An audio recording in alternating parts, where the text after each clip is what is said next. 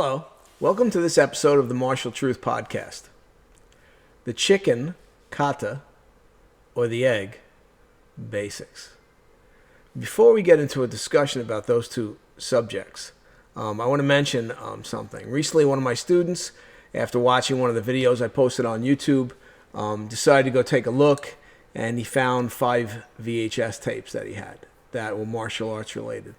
So he's packing them up in a box, and he's sending them to me, and I'll edit them at some point. If some of the stuff is good, I'll put it up on the channel and add it. I want to mention that those of you out there, obviously I have a decent amount of subscribers, you're watching this. If you have old VHS tapes, and you can't afford to have them transferred or whatever, I have a system right here in my school where I transfer it and digitize it myself. And if you send me your old VHS tapes, but they have to be something that would be like historically important, maybe a seminar you attended with a senior teacher, or a video of one of your teachers, or some senior sensei practicing different martial arts. This would be great. If you send it to me, I'd be happy to digitize it, get it up on the YouTube channel for everybody to enjoy, and I'd be happy to send you back the videotapes along with digital copies, okay, and mail them back to you. So just something I wanted to mention. If anybody's interested, you can reach out to me, and I'll tell you the best way to get the tapes to me, okay? So what came first, the chicken or the egg? This is the age-old debate in humanity, okay? And we have a similar debate in martial arts. Well, what came first, the kata or the basics? So let's talk about it. So in certain martial arts I study, there's no question the kata came first. Ishinryu karate is a perfect example. Okay, the kata were in place. Then they decided to pull techniques out of the kata. Who that 100% is, we're not sure. Could have been Tatsuo Sensei himself or one of his senior students under the supervision of Tatsuo, and said, okay, here's the basics.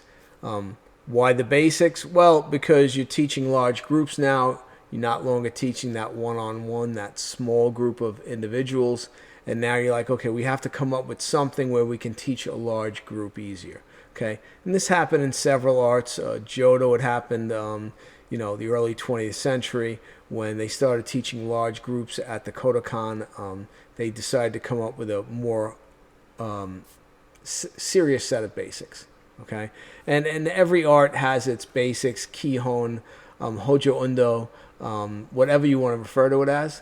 Okay, but the question is, which came first? So the answer is a very difficult one to really go with, because obviously initially the first thing that happened were techniques. So I like to talk about at my seminars, the ancient man is watching someone who's a better hunter than he is, and he's cooking over a fire game, and the guy who's watching him, maybe he's not such a good hunter, and he hasn't eaten in 3 or 4 days, and he's starving, and he comes in and says to the guy, can I have some food? And maybe that guy says no, and that guy then decides to pick up a rock and strike the guy in the head, killing him and taking his food. But there's a third guy watching. The third guy sees this transpires and says, wow. So now he goes back to his group, and he starts showing them how this guy struck the guy with a rock. And now they start playing around with, well, how could I defend against that? Well, maybe I could come up and block it with my arms. And maybe as he reared his arm back, I can move in and stop him before the power gets forward. So you start the beginning of martial arts going back to man's earliest times, where someone sees something happen and says, woo, let me see if I can figure out a way to counter that. Okay? So in the beginning, all the training is based mostly on partner practice. So someone attacks, you counter. Okay, this TV show that used to be, I think, on Cinemax, Spartacus. All right, they would show them training in the gladiatory training hall, gladiator training hall.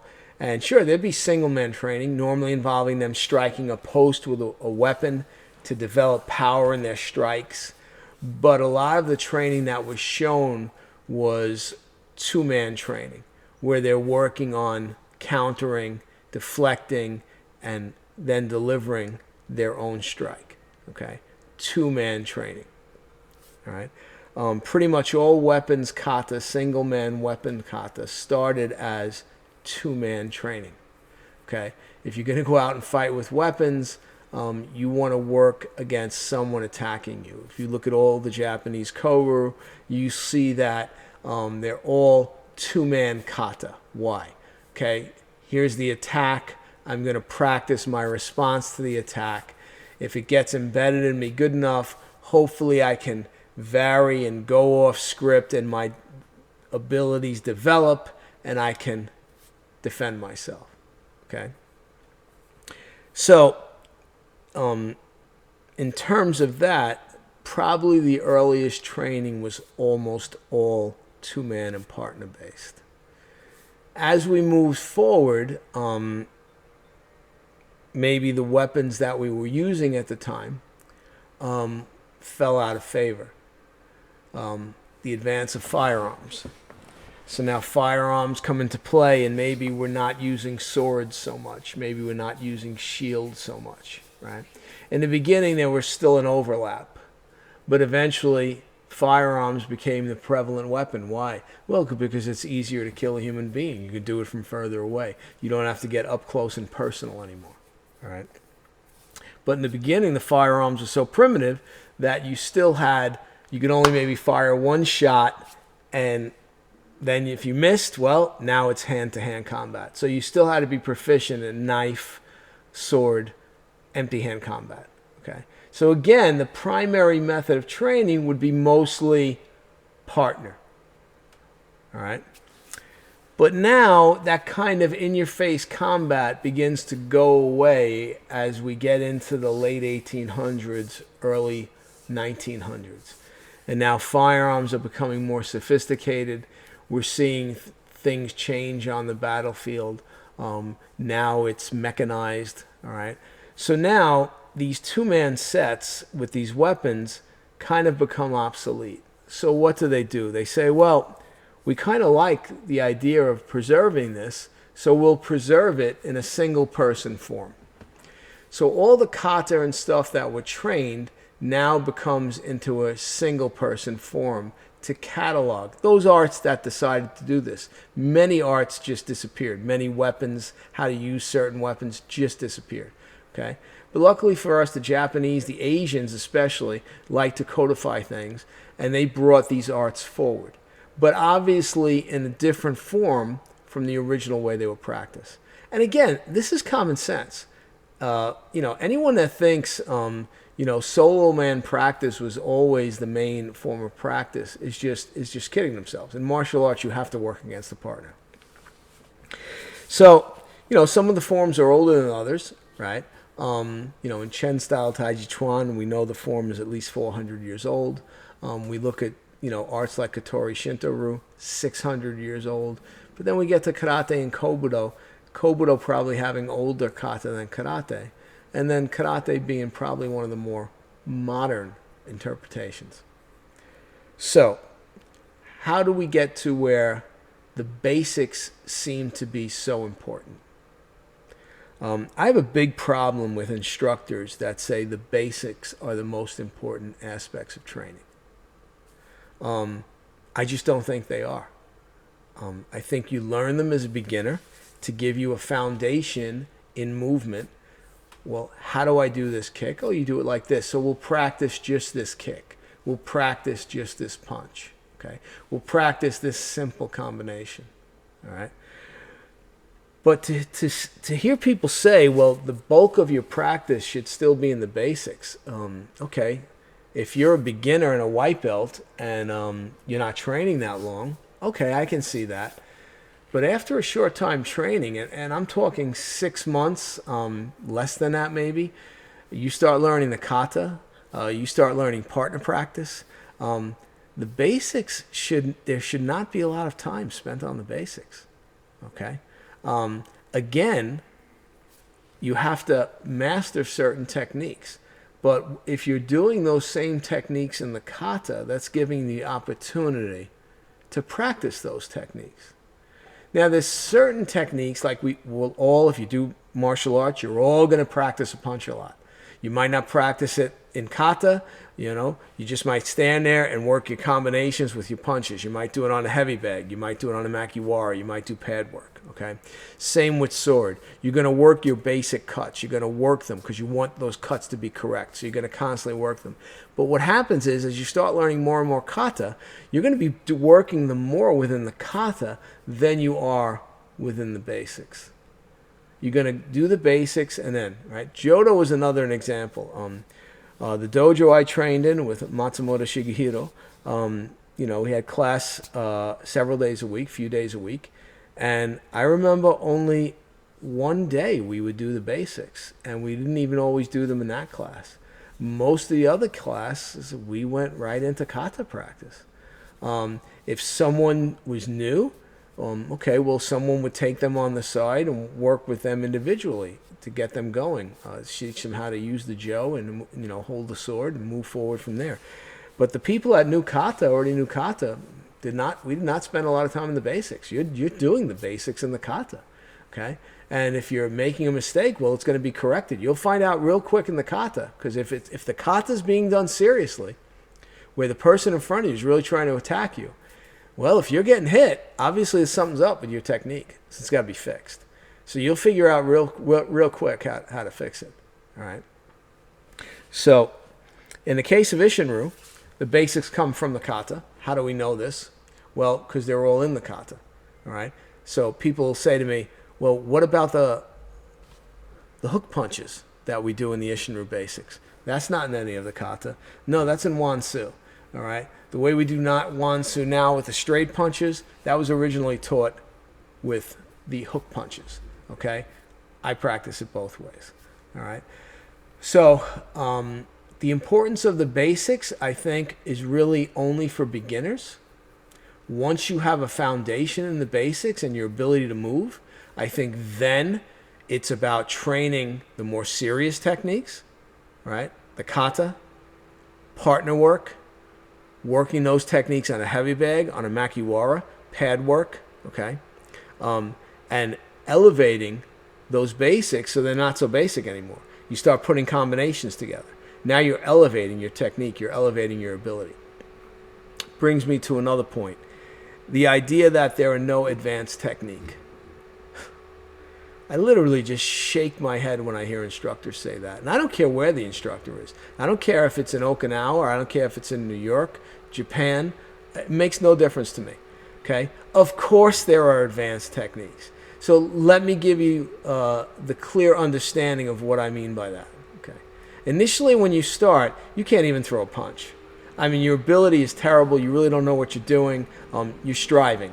Okay, so you're struggling with the basic punches, with the basic techniques. Okay, 6 months in, you're not struggling so much anymore. You've been coming a few days a week to class. You're feeling pretty good. And now it doesn't seem so difficult. Now it starts to seem a little bit easy. Okay, so what do? We say, all right, now we're going to show you some of these techniques. Oh my God, these are really hard.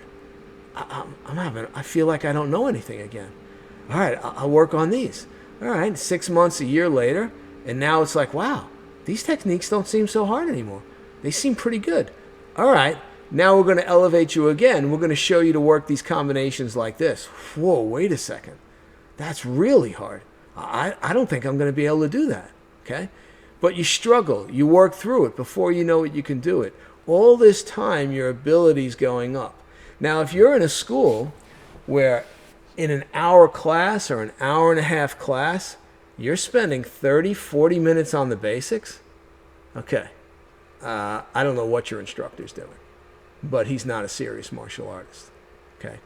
I have students with me over 30 years that still I will show a technique in self-defense or an application in a kata, a bunkai maybe, right, oyo, right, however you want to look at it, where they'll say to me, I've never seen him do that before. It's the first time I've ever seen that technique. And this is pretty regular, right? It's not, I've never seen that, Sensei. Sensei, where'd you get that from? I've never seen it. Well, because as I develop, I should be seeing more in the forms. I should be able to pull more out, apply those applications in different situations. The movement should improve, okay? So your ability to move should improve.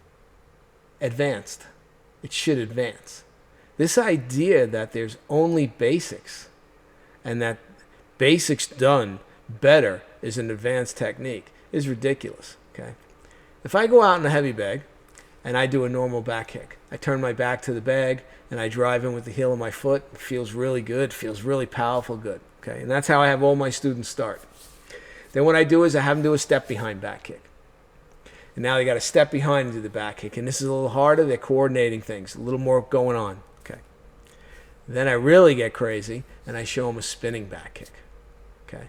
And now they're all screwed up. They're missing the bag. They're overturning. They're over-rotating their body. Okay.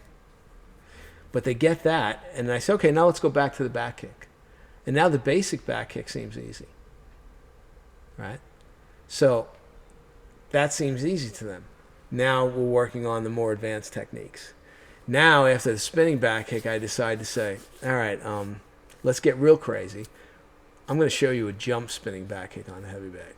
Now, for those of you who are wondering and saying, well, I thought you were all about real fighting. Why would you work these techniques? These techniques really aren't practical in a real fight. I totally agree with you. But what those techniques allowed me to do is remain very athletic. All right? My ability to remain athletic and to move like an athlete at a high level and to do these jump spinning kicks in the air means when I'm on the ground and I'm fighting someone, my ability to move is even better, okay? Because I'm athletic, I can move, all right? So advanced techniques are real. If you don't know them, you should learn them. If you're an instructor and you don't know them, you should learn them so you can teach them, all right? So it's important to understand that in the case of martial arts, it's not really all that big a deal as to which came first, the kata or the basics. But it's important to understand as your training progresses, the basics should not take up a large part of your training. All the other aspects of the training should come into play. Moving you up, advancing you, okay? I want my students, when they walk in the door, one night I might show a very simple technique, and then the next night, against the same attack, now I show them something much more difficult. And they'll say, right, and I may even do it within a single class, I may say, okay, let's work this technique. And they're like, oh, that's not too bad. Oh, that feels pretty good. I can do that one. That's pretty easy. All right, now let's add this. Oh, wait a second. That changes things. Now they got to slow down. Now they got to figure out exactly how they have to move. So now I have them work that one. Now, 5 minutes into working that one, 10 minutes, I say, all right, let's add something else. And now I add something else that's really hard. And they're like, wait a second, I'm not sure I can do this. And my response to them is, you might not be able to do it tonight. And that's the whole point. The whole point is to strive to be able to do it. If you only practice the simpler things, the more basic things, you'll never elevate. And you'll just stay at that basic level of ability. You have to strive to do things that are very difficult. And in striving to do those things that are difficult is where your true ability, your true knowledge, your true experience comes out. You rise to occasions. You get to levels of ability that you never thought you'd be able to get to. Myself, I look at all these arts I teach and study, and if you told me when I started when I was 15 years old, I would have told you I would have never been able to reach these levels of ability and to be able to teach all these different arts. So if you work hard and you push yourself and you don't keep yourself down and you don't allow others to keep yourself down and say, oh, no, we don't do that kind of stuff here. We focus on the basics. The basics is what leads you to true mastery in the martial arts. No. The study of the basics is the building blocks that leads you to true mastery. Once you understand the basics, now you have to take those basics and you have to elevate them. And there's a lot of room for improvement. There's a lot of room for elevation. I'll give you an example in Ishinru. I could never understand Why? The first 4 basics in Ishinru, we step forward. Then the next 10, we step back. Then the next 2, we step forward. And the last one, which is a rear elbow strike, I understand we're moving to the rear, right? Okay. But I could never understand why I'm stepping back. And so what I do is I don't step back. I step forward on all of them. All right. So I step forward on 5, 6, because I don't want to practice moving backwards. I want to practice moving in. So the 15th basic with the rear elbow, even that one, I don't go backwards very far. I kind of drop in place, rear elbow, right? So this idea, and people say, oh, well, but that's not how the founder did them, and that's not how this person did it. Do we even know why we step backwards on those 10 basics? Do we even know? The 6 basics, why we step back with 5 through 10? Do we even know why? Right? Maybe it was the way the dojo was set up. Right? Maybe the way they moved, right? 4 forward, this one back. But I've heard that they train them all different ways. All right? So the way I was taught was first 4 forward, next 6 back. Now, I don't do them back. I go forward now. I never practice them back. Okay? And I try to, that's something I want to do. Okay? So keep in mind, it's important to work the basics at the beginning, but later on, you have to elevate yourself. And one of my students, a couple of years ago, wrote something on the board in my dojo in New York. And what he wrote was, it's easy once you get it. And when I walked in and saw that on there, I laughed, right? But think about it. When you first come in the dojo and you're struggling, it does not feel easy. You feel all over the place. You feel uncoordinated. You don't feel like you have any speed, any power. You feel terrible. But then you stick with it and you keep training. And a year in, you're like, wow, my punch feels pretty good. Wow, this doesn't seem so hard. Because now you're beginning to get it. And as you begin to get it, that aspect of your training becomes easy. So now what we're going to do is we're going to add some stuff. Guess what? Now you don't have it, right? You don't have it. You're back to that square one. Now you're working on it. You're working on it. You're training. Now you get it. Oh, this doesn't seem so bad. This seems easy now. This isn't so hard. Okay? Now we're going to add something else. And this is the way it should go. This idea that there are not multiple applications in kata, that there's not very advanced techniques in kobudo and empty hand fighting is ridiculous. Okay? And it's a problem. It's a problem, and that's why a lot of arts are stuck. Okay? And they can't move forward, and they're not adapting to modern times. All right? And these are important things. These arts should be living arts.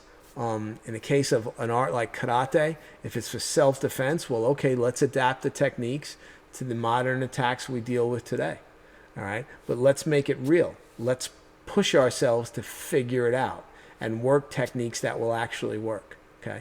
And again, we're not training to fight a professional fighter. That's not my function. My function is to try to fight that person that attacks me in the parking lot. That person that attacks me, in the alleyway. That's who I'm training to do. So, basics, kata, whatever came first, doesn't matter. Your system, you might say, oh, no, the basics came first. Somebody else may say, oh, no, the kata came first, and we pulled the basics from the kata. It doesn't matter. What matters is that you shouldn't spend all your time on basics. You shouldn't spend a lot of your time on basics. You have to elevate yourself and work on difficult advanced techniques. And in doing that, your ability will go up and your understanding of the martial art you study will go up. Okay? It'll increase your athleticism, it'll increase your ability, it'll increase your understanding and your knowledge. So remember what my student wrote on that board. John Svanya, I appreciate this quote. Once you get it, it's easy. So, I'll leave you with that. If you like the podcast, please like, share, and subscribe. It helps me with the algorithm. All right. It helps me to do future podcasts and keep the channel growing and get more people interested. If you have ideas for a podcast, a subject you'd like me to touch on, please mention in the comments. I'll be happy to do some podcasts based on your questions and what you suggest. All right. And I'll see you next time. Have a great day. Thanks. Bye.